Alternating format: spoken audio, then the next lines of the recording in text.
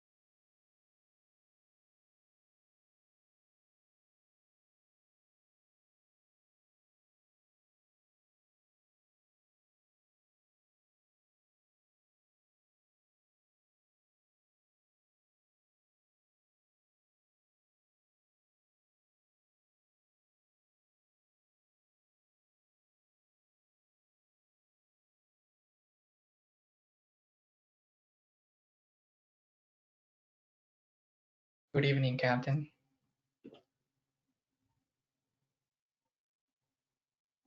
How you doing there, Chief? Pretty good. I'm doing pretty good. How are Good. you? Well, just got home. Another long day in paradise. Yep. How are things going with schooling with you? Um, it's picking up. We have exams soon, so that should be pretty fun. Yeah, you doing them all virtually again? Yep. For me personally, every class is online. Oh, is it? Okay. Yeah. You're like Charles, you're doing everything virtually. Mhm.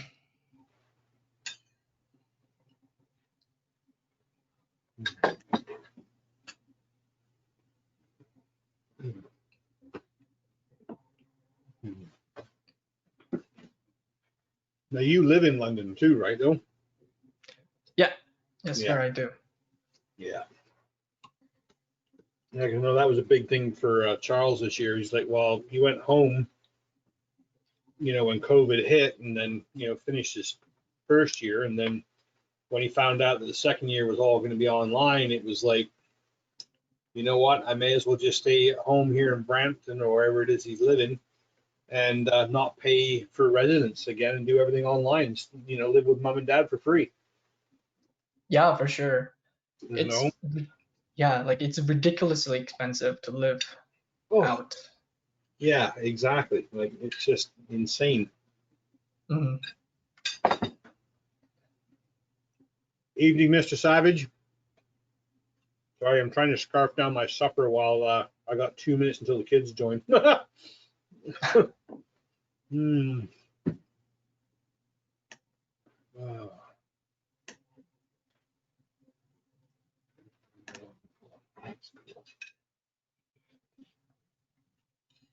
And I walked into my apartment tonight, and the guy's walking out, and he goes, "You don't have hot water." I'm like, "What?" And I guess he's got this part in his hand. He goes, "Yeah, the iron building has no hot water." So I'm like, "Great." Cold showers all around again. Oh yeah. It's getting pretty chilly. Yeah. Oh. Well, at least it looks like the white stuff's trying to stay away for now. Yeah, that's a good news. Mm-hmm. For sure. Because I'm from New Brunswick. When it snows a lot. It snows up to your waist. Yep. I can imagine you guys get dumped on pretty good out there. Yeah. It's what you get for being too close to the Atlantic. Yeah, Atlantic Ocean.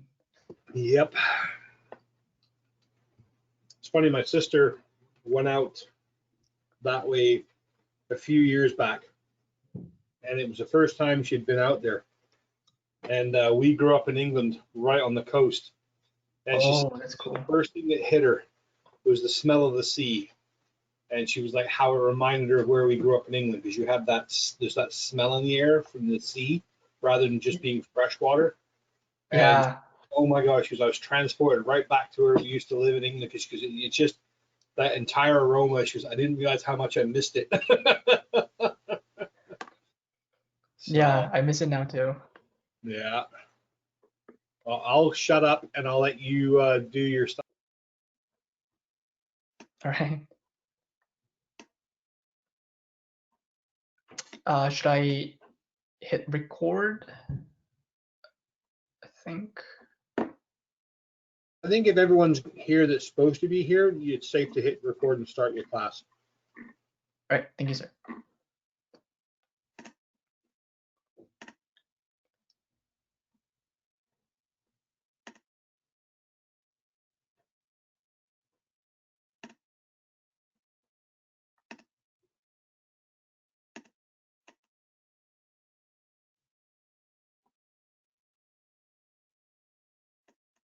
This conference will now be recorded.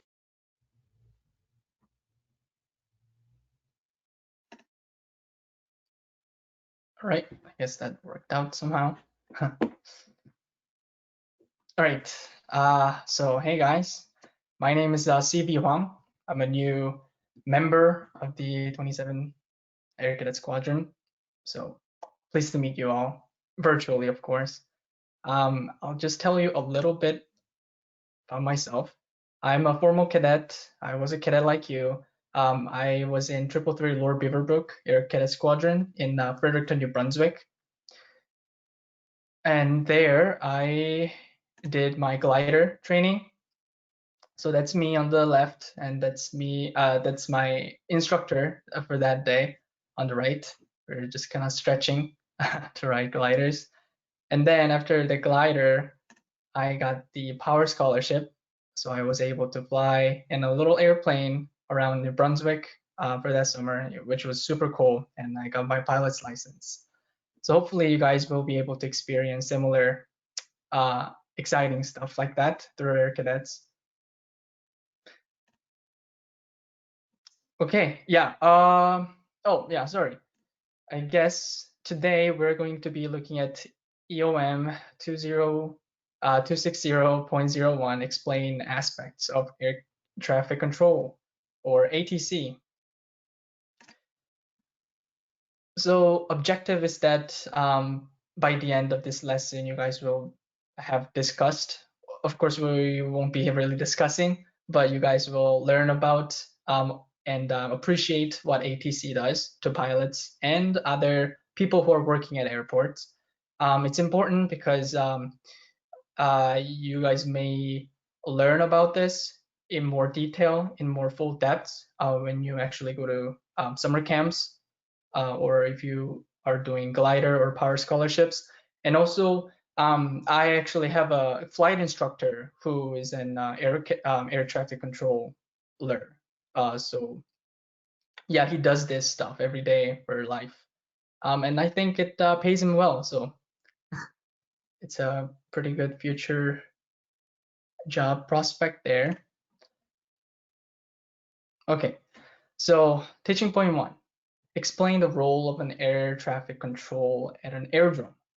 All right, so airdrome and airport. You guys have probably heard of airport, may not have heard of airdrome. So I'll just explain the difference. So basically, airdrome is an area, land or water, that is designed for the arrival, departure, movement, and servicing of aircraft. So it can really be anything. It can be like a helipad or like on a lake if you're flying in a seaplane.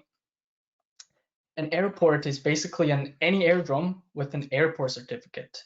So this certificate signifies that this aerodrome meets all the requirements for its safety standards. So basically, as a metaphor, aerodrome is like a Sunday league game team, a Sunday league soccer game team, and an airport is like a professional soccer league. So there's more regulations and there are more rules.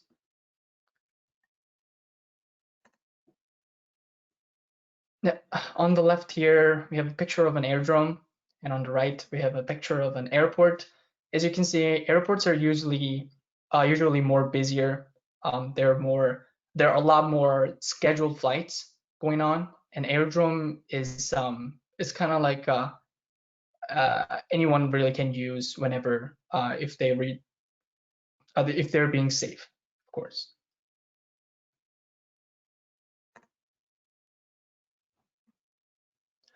Right.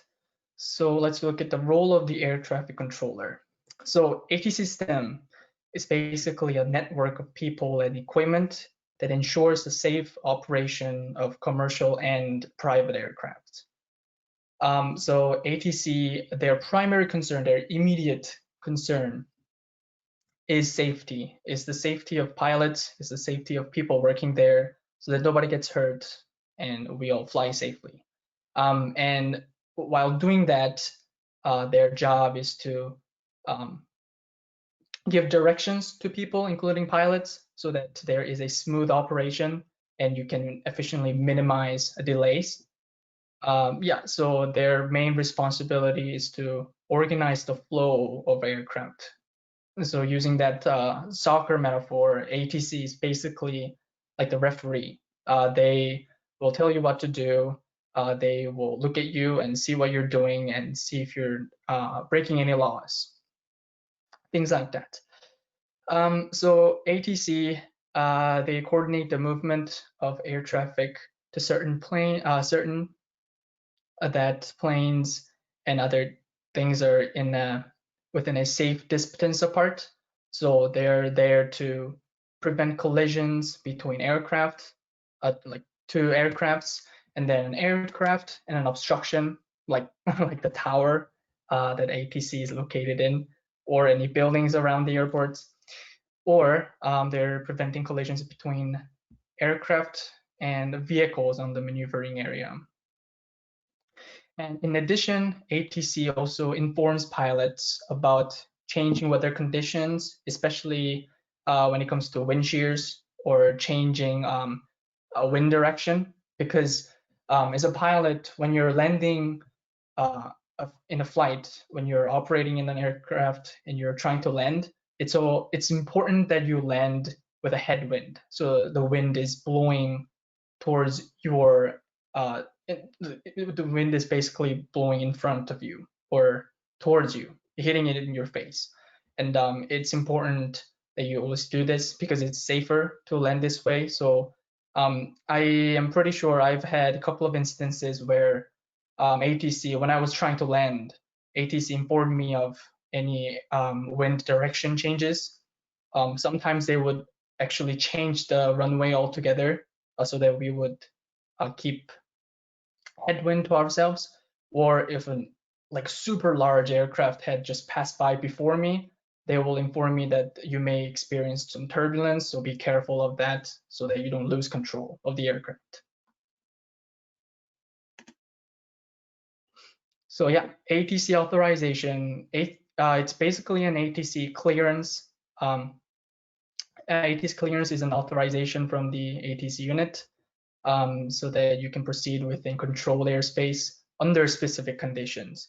So they will not just tell you, okay, you're good to go, just take it away and you can just fly away. No, they're actually going to tell you a lot of details really fast. I don't know if you have heard of any like ATC commands on radio or YouTube. It's really funny. They go super fast. Yeah, so they will give you specific conditions and you are to meet those conditions to ensure safety. So some air traffic controllers regulate traffic through designated airspaces, and some regulate or like specialize arrivals and departures.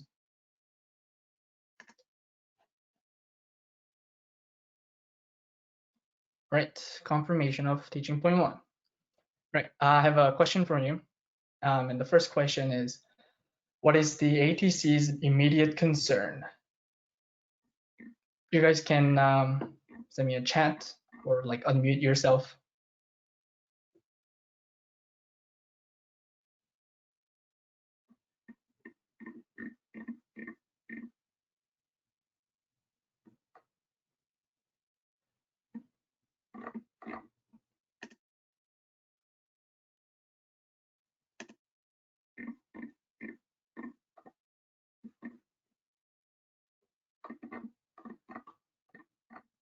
Oh, I got a chat. Yep, from Officer to Dispatch. Savage, making sure no one crashes at the airport. Aircraft safety and separation. Yeah, so their immediate concern is safety, so that nobody is harmed. Good, good. Second question, what are the 3 main things that ATC controllers prevent collisions in between?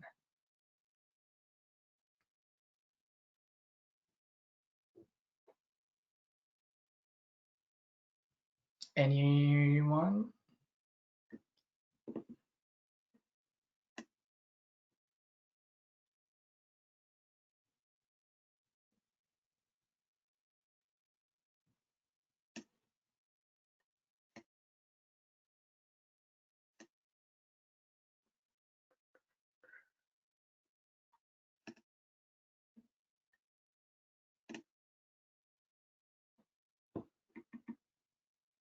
Yep, 2 aircrafts. Yeah, that's the first one, so that aircrafts don't run into each other. Just one more. Hint is an aircraft and something else, maybe something on the ground.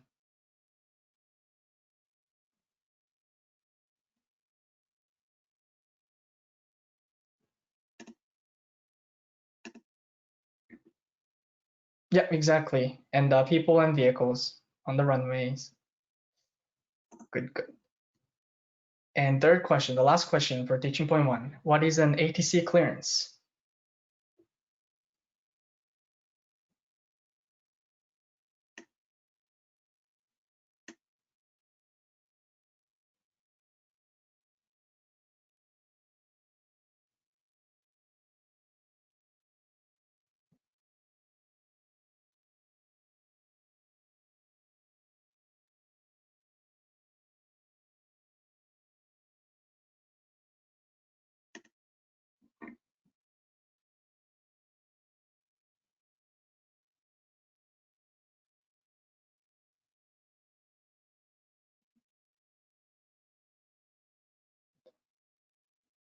All right, maybe I'll make it a little easier. So are ATC clearances controlled under like specific conditions? Do they list specific conditions, or do they just tell you to do something and let you figure it out yourself?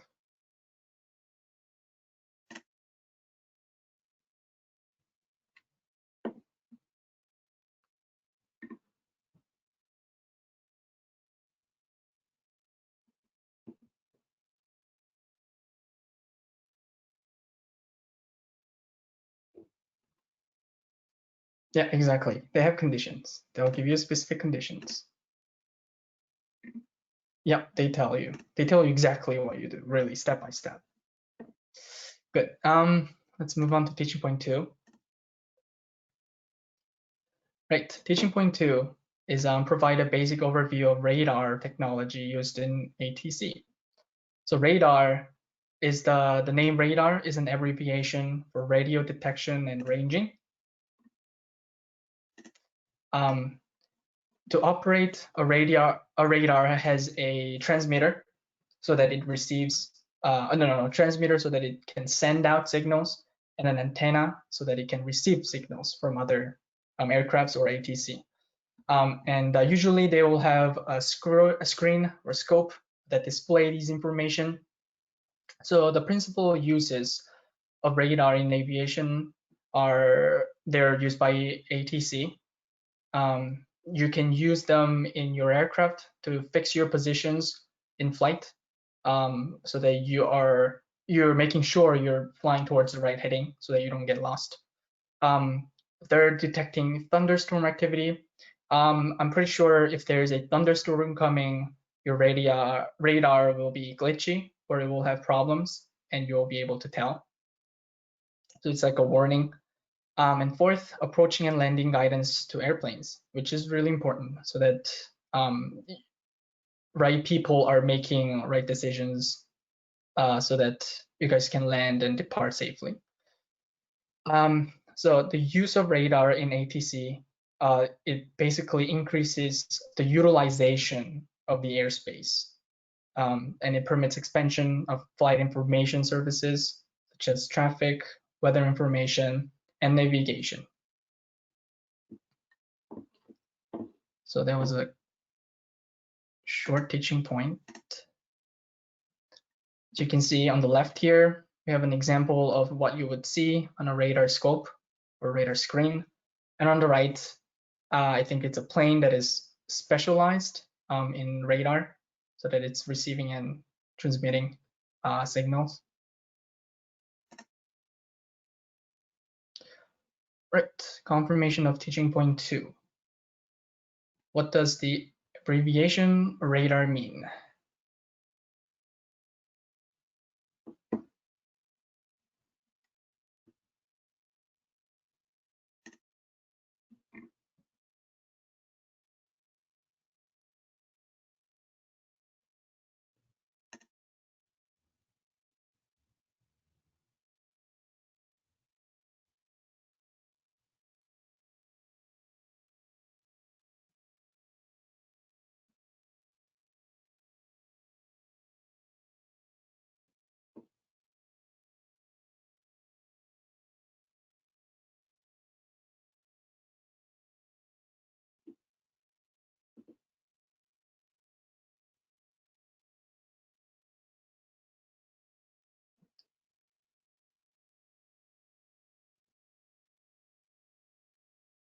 Maybe I went through it a little too fast.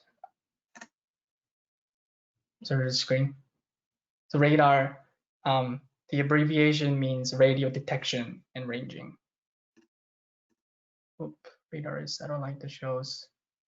Let's see if there's a thunderstorm or guiding airplanes. Yeah, those will be answers for the second question. Yep, they inform you of the weather conditions like thunderstorm and guiding airplanes. Yeah, those are the principal uses. Also, ATC will use them, and you can use radar to correct your heading. So third and last question for teaching point number 2. What does the use of radar in ATC increase? It was the last point on the slide.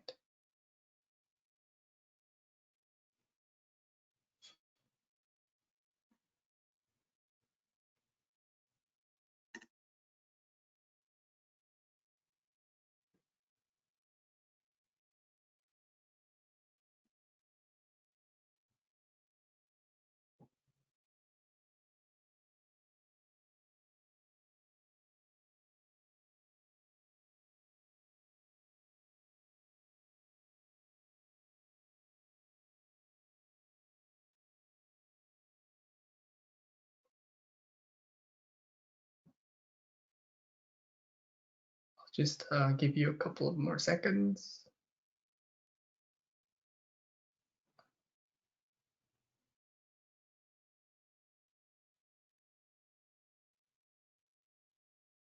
Yeah, I don't remember.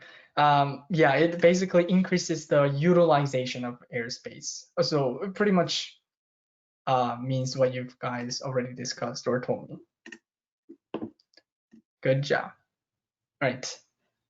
Last teaching point number 3, explain NORDO, which means without radio procedures at a controlled airport. I'm not sure why aircraft without radio is named Nordo. I tried to look it up, but I don't know. I really couldn't find anything. But anyways, Nordo, they're not permitted to operate a most large controlled airports.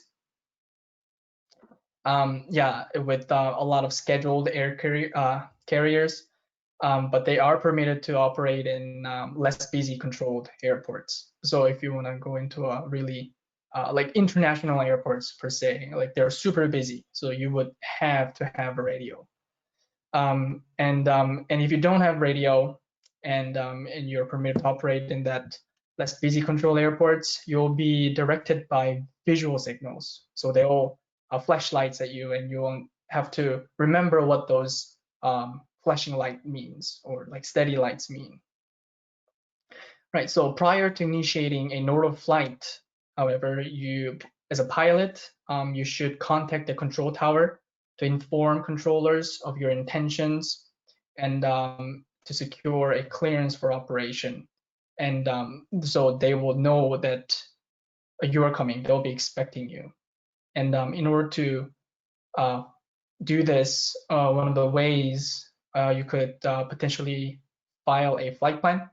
So you will tell these people that you will be flying towards here and here. So keep in mind that I'll be coming here. So watch out for me. So you can do that before you actually take off.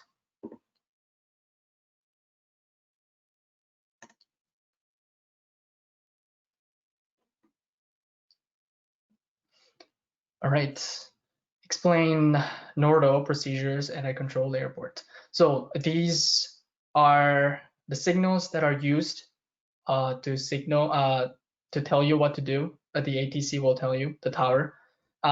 In this case, you are a departing aircraft, so you're on the ground. Oh, sorry, oops, green takeoff.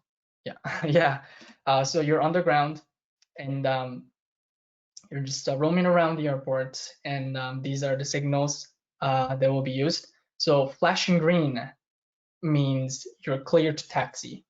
So taxi basically means you're clear to run across the runway.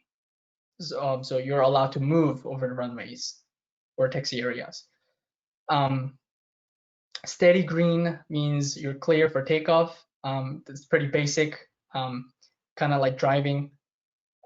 Flashing red means taxi clear of runway in use, which means this runway is going to be used.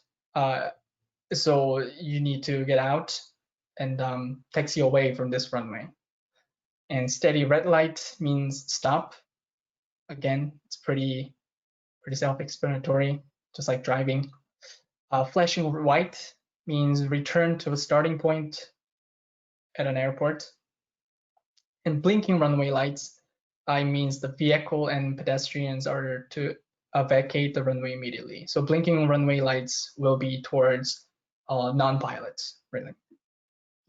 So there was signals that are used when you're on the ground.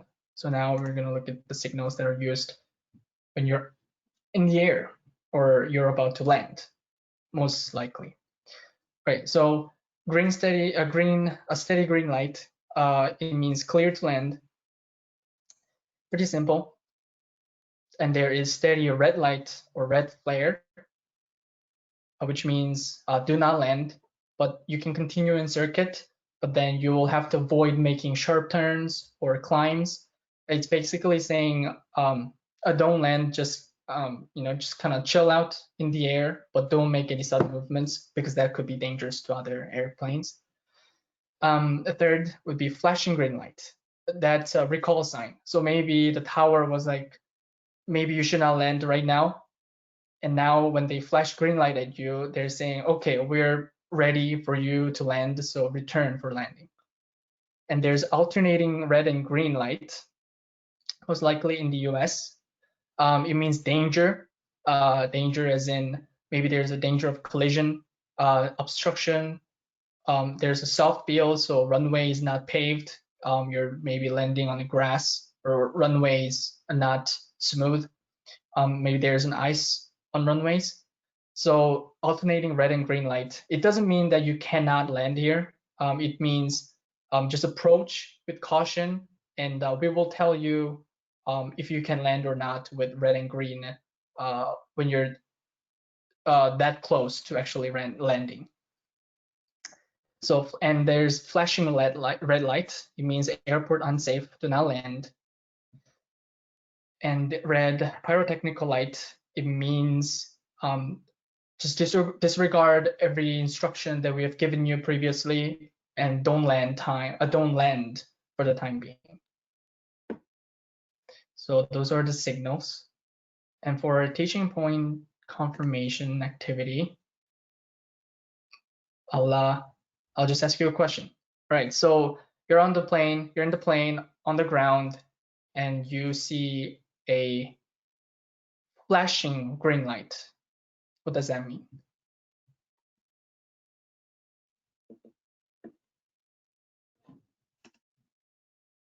Yep, clear to taxi. You got it. And there's a steady green light means you're clear to take off.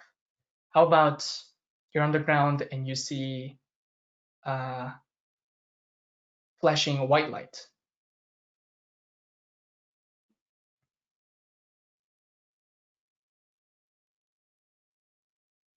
Go back. Yeah, basically return to your starting point. How about there is flashing red light?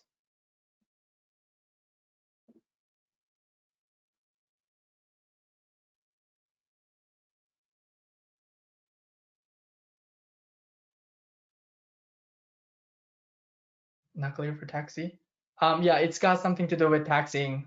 Flashing red light means taxi clear of runway in use. So get away. So get off the runway, basically. Oh, yeah. Flashing red light, taxi clear runway in use. Yeah. Okay. Good. Yeah, you got it. So how about now you're in an airplane in the air and you see, you see steady red light.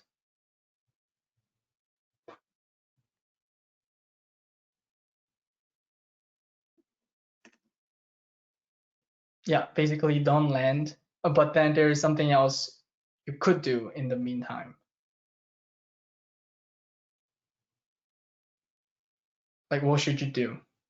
Circle, yeah, circle around, fly around safely, don't make sudden movements. Yeah, basically. How about if there is a flashing green? Yeah, don't do sharp turns. Don't do sharp turns, don't climb or don't descend. Flashing green, landing would be steady green. Good try though.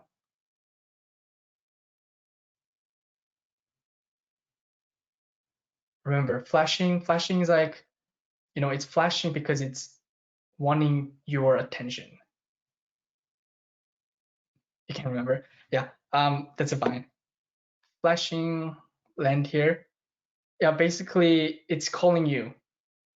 Basically, maybe you got a steady red light when you were trying to land. So you were in a circuit just flying around and they're flashing you a green light. It means, okay, now we are ready for you. Please come back to land. And then when you're actually landing or when you're actually going down for landing, they'll change it to a steady green light, hopefully. And that will mean, yeah, you're clear to land.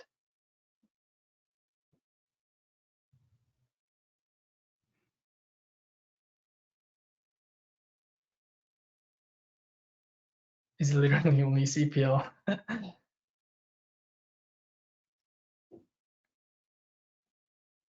And me. I don't know. I think there are a couple more people, but I think they're shy.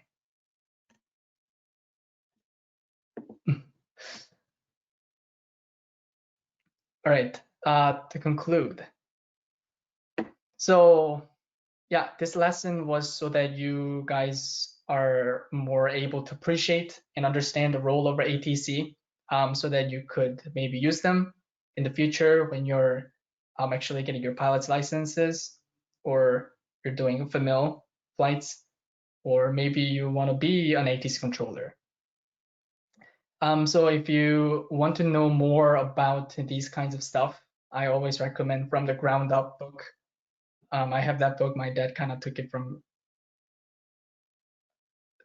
his work. Yeah. Yep. From the ground up.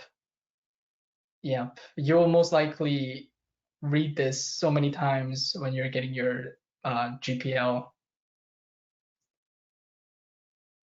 I see a light at the airport. Yeah, it's pretty fun because sometimes you might be driving around the airport and you would see lights, and you might be able to tell what that actually means. Yeah, so that was it for me. That was EOM 260.01, explaining the aspects of air traffic controller, ATC. Thank you for having me. And I still am ZV Huang. You also got me an aviation weather services guide. Thank you. You're welcome.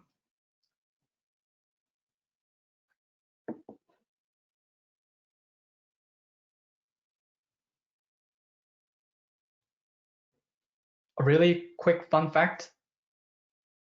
When I was doing my CPL training, I had a problem with my radio one time, and I couldn't hear them calling me to come back for land. So I almost flew out to Atlantic Ocean. So I kind of flew over the Confederate Bridge that's connecting PI and New Brunswick, which was pretty cool.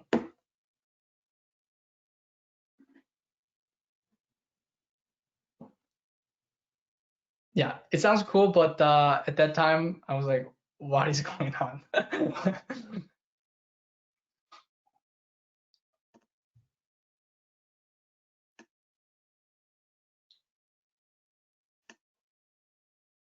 Awesome. Thanks, CV Huang. Can you guys hear me okay?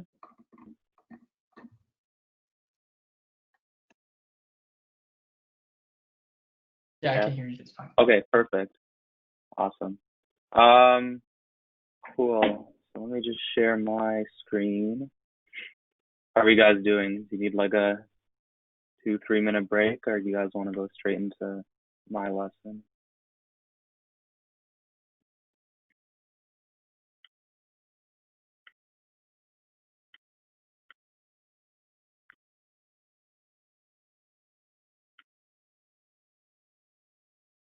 Let's go into lesson. Okay, cool.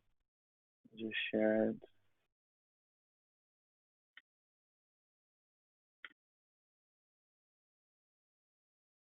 Cool. Can you guys see my screen? Just want to type yes or no in the chat. Yes.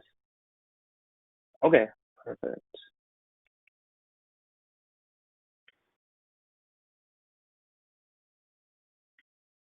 Slideshow. Awesome. So hi everyone. Hope you've been having a good night and a good week. Today I'll be teaching EOM 260.02, so the next lesson chronologically from CV Huang's lesson just now. So this lesson is going to be identify aspects of basic aerodrome operations. It's a 30-minute lesson. So I'll teach you guys a PowerPoint. I have a couple of YouTube videos I want to show you guys as well. So as always, it's a airplane related lesson. So for those of you guys who are with me in ground school, it might be a bit of a repeat, but always good to stay up to date and refreshed on everything aviation related, especially if you want to be writing the scholarship exams anytime soon. So as always, too, if you have any questions at any time, just type it in the chat. If it's about the lesson, or if suddenly you can't hear me, my mic went dead, or the PowerPoint's being laggy or something, just let me know. Cool, sounds good. Let's get started. Okay, so basic aerodrome operations. An aerodrome, of course, being, as you guys learned in our last lesson, any type of area designed for the movement, takeoff, landing, ground movement of aircraft, seaports, airports, big major airports like Toronto Pearson, mid-sized airports like London, where I learned to fly, all the way down to private grass strips. But for our purposes today, we'll be talking about fairly large civilian airports, so like London, like Toronto. And at these airports, there are three basic categories of aerodrome kind of operations. So we have our air traffic control, ATC, which operate out of that lovely tower you see there. We have our ground control, which actually probably also operate mostly out of that tower. And we have our airport maintenance. So our ATC, air traffic control, as you guys learned in the last lesson as well, they direct planes when they're, either about to leave the ground or about to enter the ground, as in take off or land. Kind of a weird way to say it, but you know what I mean. So they direct planes in the circuits in the sky as they're approaching, usually off to a distance of like 5 miles or so. It can vary a bit, but that's typically the distance over which they have jurisdiction around them, and usually up to a few thousand feet as well. Again, it varies on the exact kind of class of airport it is. We also have our ground control, and they direct airplanes, the maneuvering areas as they're called, so the aprons, the gates, the taxiways, so the roads, you might say, that connect the terminal to the runways. And yeah, so those are separate, obviously, because there's a lot, especially at larger airports like Pearson, there's a ton of stuff happening in the sky, but there's also a ton of stuff happening on the ground. So it's important to separate the two. And in fact, some really big airports might even have several different, frequencies for both ATC and ground control, right? There might be a separate frequency on the radio to talk to people who will move you around on the taxiways. But, when you're just starting up, you might, like when you're at the gate, you might be calling even a separate frequency. And then even when you're in the sky, there might be a different frequency for if you're just passing through the airport or near the airport, as opposed to if you're actually doing stuff at that airport, like planning to come in and land. Like, for example, I fly in the Toronto area. And so when you pass through, or even when you pass by Toronto Pearson, you talk to Toronto Terminal, which is basically the frequency, essentially, that keeps people at a safe distance away from that really big airport.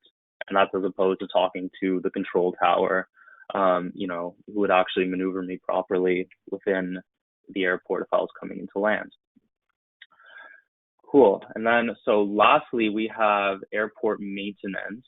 So as it sounds like, they're just responsible for general upkeep and maintenance of all aspects of the airport to make sure it's all safe and secure for both people and aircraft in the terminals and in the planes. Cool. So if you guys have any questions, I'm just looking at the chat now. Now's a good time to ask a question. I hope you can all still hear me okay. It sounds like you can. Okay, so let's move on to the next slide.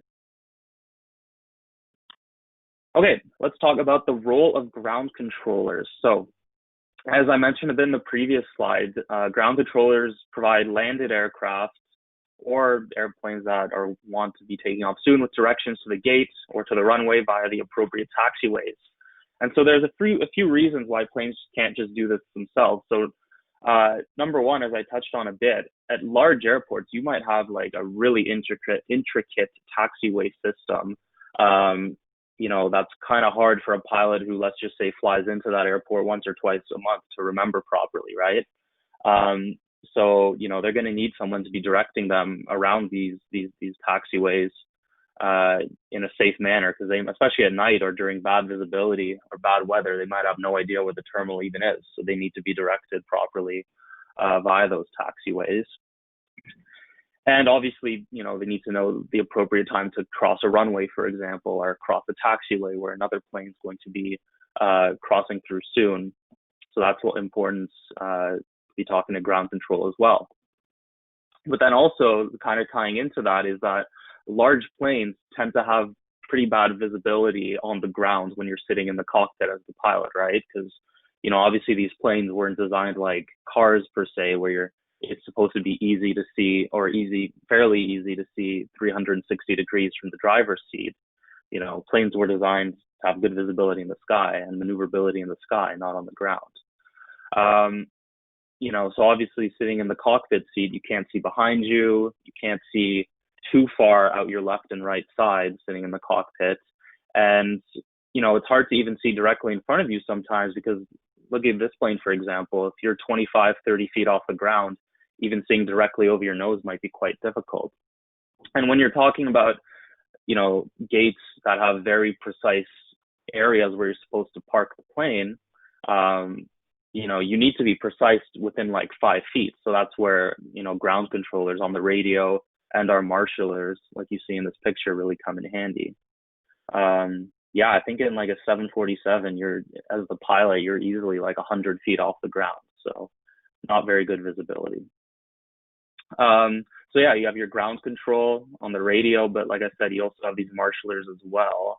And I'm going to show you guys a video now on exactly what they do and how they communicate with the pilots. Let me see if I can share my Google Chrome tab.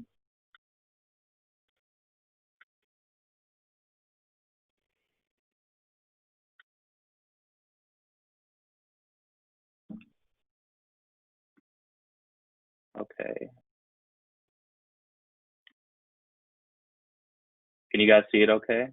Oh, don't start. Can someone just type yes or no in the chat if you can see the video? Yes? Okay, perfect. Thank you very much. And I'll turn the sound up, but even if you can't hear it, there's subtitles. So.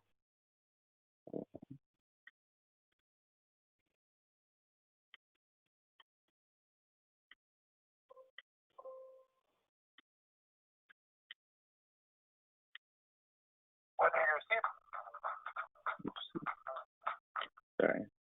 Whether you're a seasoned aviator or you're just getting started in flying, there's a good chance you've seen one of these folks on the ramp.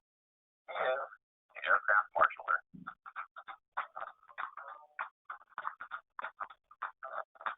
Maybe you taxied into an FBO with a marshaler directing your aircraft, or maybe you've only seen one while flying on a commercial airliner. Either way, if you're planning on flying to an unfamiliar airport, or if you're coming to one of AOPA's fly-ins in the future, knowing the correct visual communication signals is key to your safety and the safety of others. There are more than a dozen marshaling signals, and you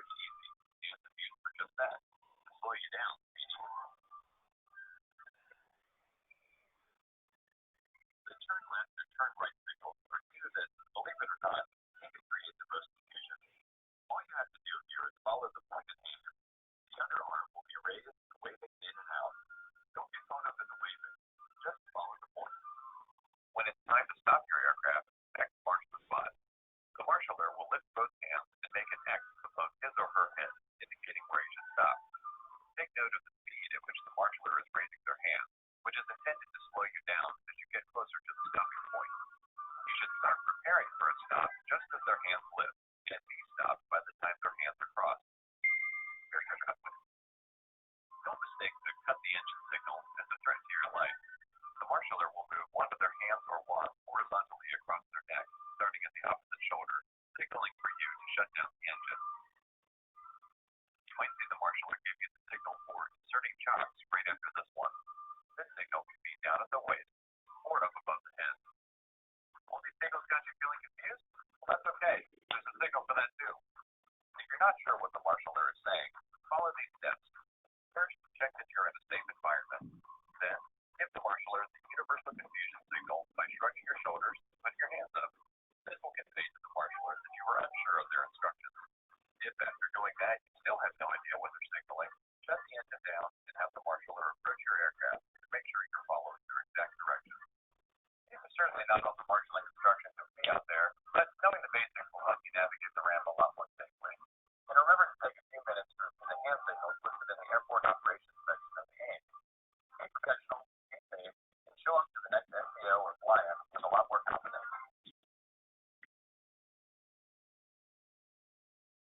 Awesome.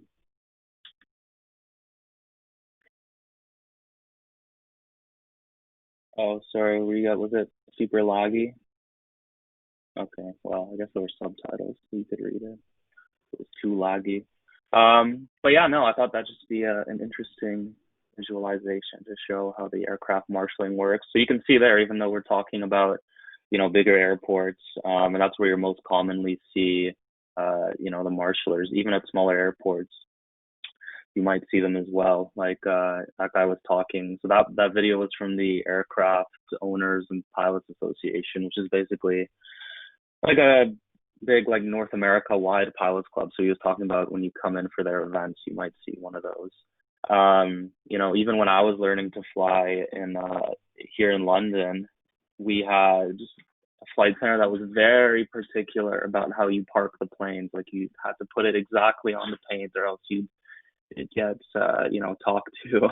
So when we'd come back from like a solo or something, our instructor would sometimes stand like at the parking spot and do all the hand signals and whatnot, like the basic ones to go more left, more right, and then stop. So good to know the basics of it. Let's look at the question. How do they not die by a mistake, such as the pilot not stopping and going right at them? Well, I guess both the pilot and the marshaller just have to be super careful. I thought that was funny, that scene in the video. I don't know if you guys saw where like the pilot was like, or the marshaller was like running away from the plane going towards him. I hope they didn't actually like film that, because that's super dangerous. But yeah, and I mean the marshaller's only dealing with the plane once they're going super slow, like about to park anyway. So it's not like he's just standing there on the runway telling him to come in and land. So yeah, that is marshalling. So let me go back to the PowerPoint now.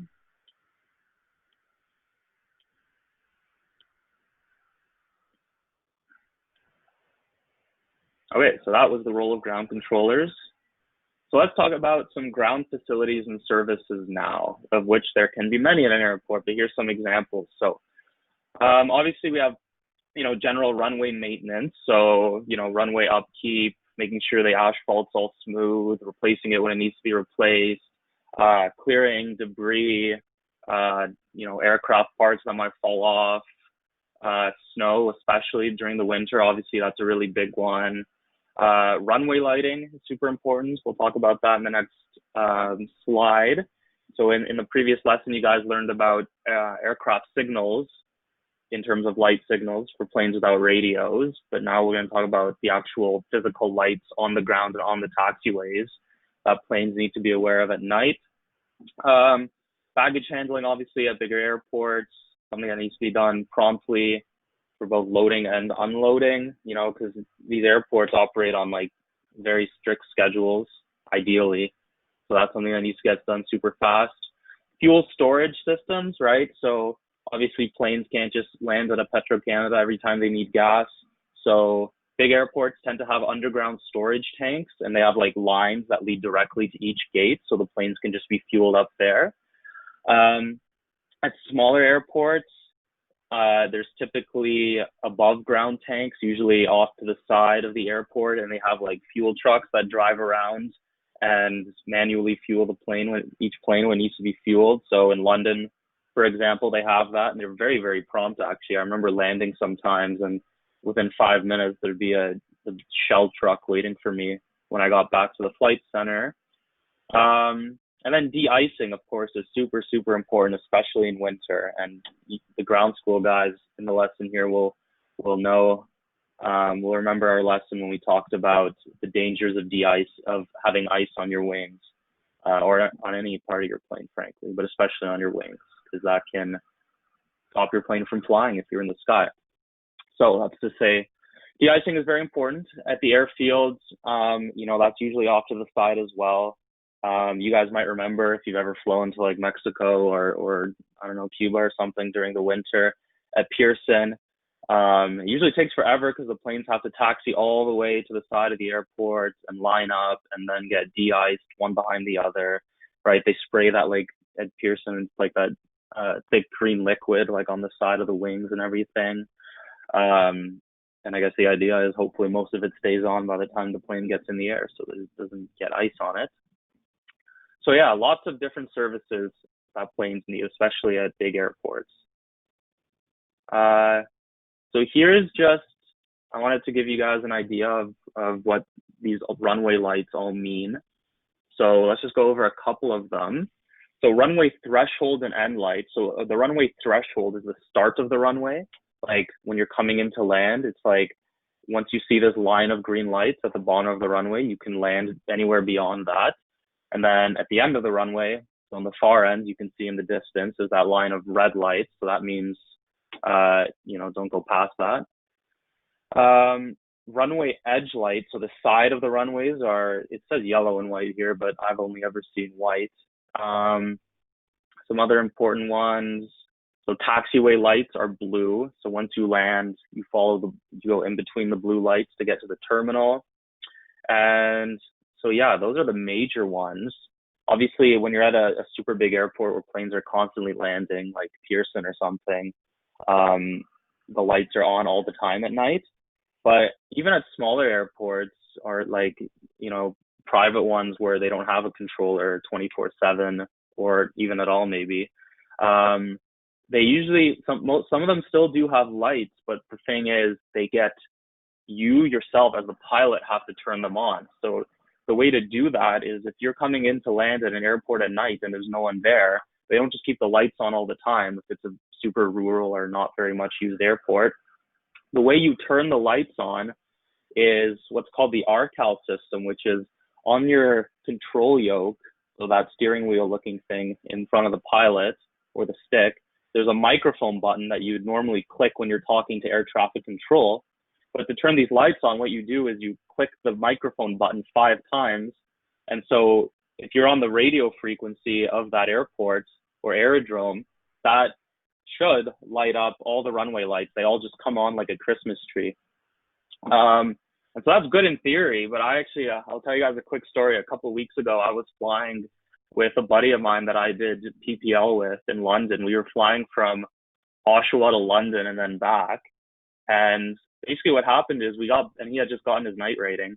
And so what happened was we got back to Oshawa, at like 11:30 at night. And so Oshawa, for those of you who don't know, it's just like east of Toronto, but it's like almost basically the suburbs. And so even coming in, like we knew where the airport was because it was just a sea of like black darkness, right? Because it's surrounded by suburbs. So we knew the airport was there. But when we came in close and clicked the microphone button 5 times, the lights wouldn't turn on. So there was either something wrong with our radio or something wrong with the runway lights. So we buzzed around for like 10 minutes and we were just constantly calling on the radio, anyone on this frequency, click your button 5 times so we can see the airport. And finally, someone on the ground heard us at some like 24/7 private jet center. And so they turned it on for us, and it was like the biggest sigh of relief ever when that runway just lit up like a Christmas tree. So yeah, it's definitely not perfect. I would prefer to land at an airport that always has the lights on at night, but that's not always the case. So I want to show you guys another quick video that just shows this night runway lighting. Okay, wait, let me look in the chat. My grandparents live there. Nice. Oshawa, I assume. Cool place. Sorry, where is Thurbit McDonald? Not sure what you meant there, Marco. Maybe if you want to retype that, your second last chat there. But in the meantime, I want to show you guys this video super quick.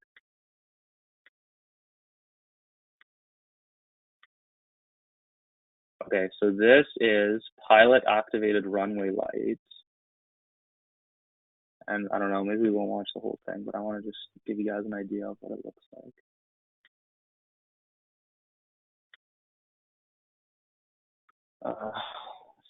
Sorry, now my laptop's glitching.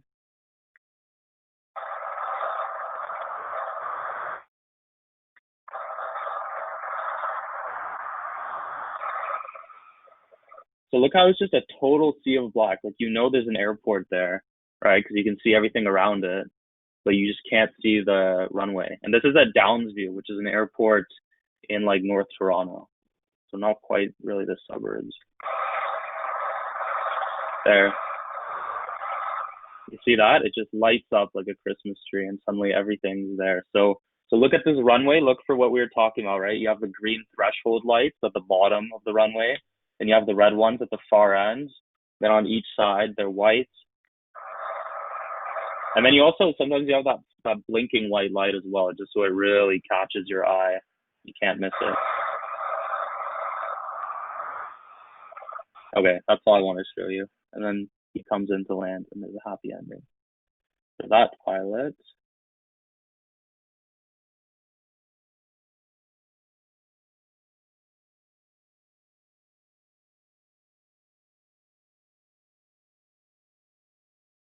Okay, let's go back and finish the lesson.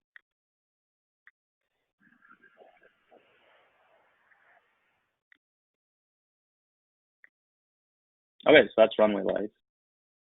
Awesome. So let's talk quickly about, sorry, I see it's 7:26. So let's talk quickly about CATSA, which is the Canadian Air Transport Security Authority. So in case you don't know what that is, I'm sure you recognize that dude's uniform in the top picture. It's basically the security for everything to do at big airports. So they do the pre-boarding security, like that guy in the picture is. I'm sure you guys have all experienced that in the airport. But they're responsible for a lot of other security things, right? They operate what's called the explosive detection systems, you know, especially after 9/11, and basically all the ground policing as it pertains to airports. You know, they work with the RCMP for in-flight security, so like air marshals and stuff like that. Non-passenger screening, right? So even before you get to the actual boarding security, so in like the arrival and departures areas of the airport, they're responsible for the security there. Yeah, so they do a lot, basically all the policing as it pertains to airports, especially after 9/11 now, and the rules got super, super strict. So, you know, all of us, including me, aren't, you know, old enough to remember a time before that when you could just walk right up to the gate and get on your plane, but that's how it is these days. And so the equivalent of that in the US is the TSA, the Transport Security Administration, which you guys have probably heard of. And yeah, they're the reason you can't bring more than like 150 milliliters of toothpaste on your flight. Okay, so that concludes the lesson. And so it was fairly short, so I didn't want to do it confirmation after each point, but I have a few questions I want to ask you guys. So first off, name one duty/responsibility of the CATSA. Second is who directs aircraft during takeoff landing? Why do large aircraft need marshalers? And 4, what service is essential for aircraft in winter? And so I'm just going to let you guys pick one question that you know the answer to and type your answer in the chat, just because I see we have to finish up now, coming up to 7:30. So yeah.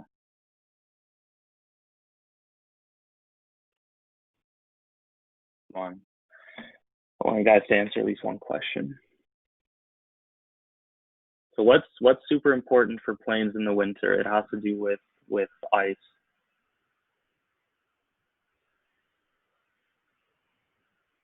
I think you guys know the answer.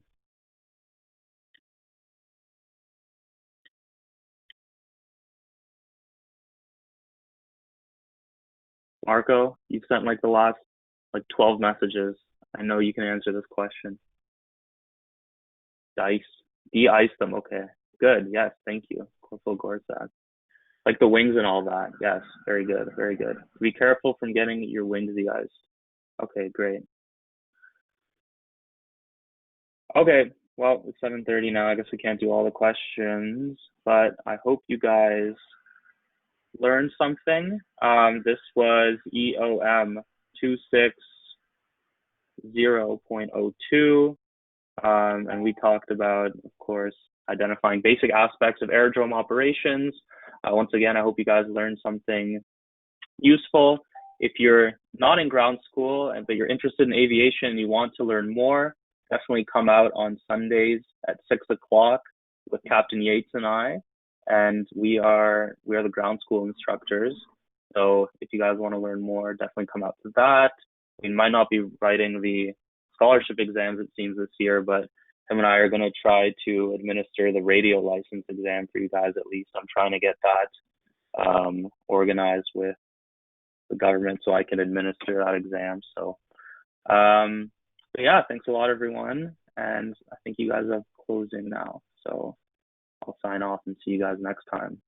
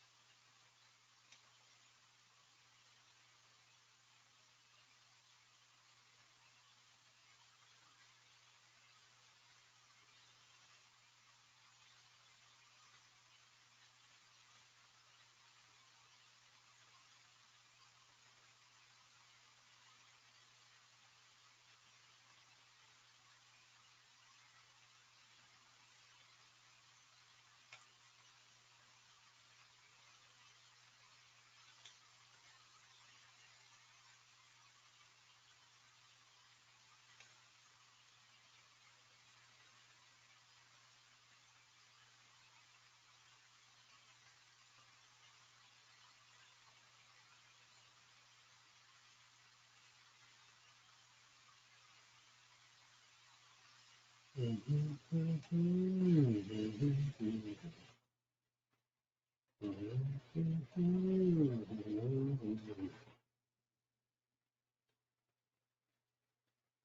think they were just wrapping up in one of the other rooms, so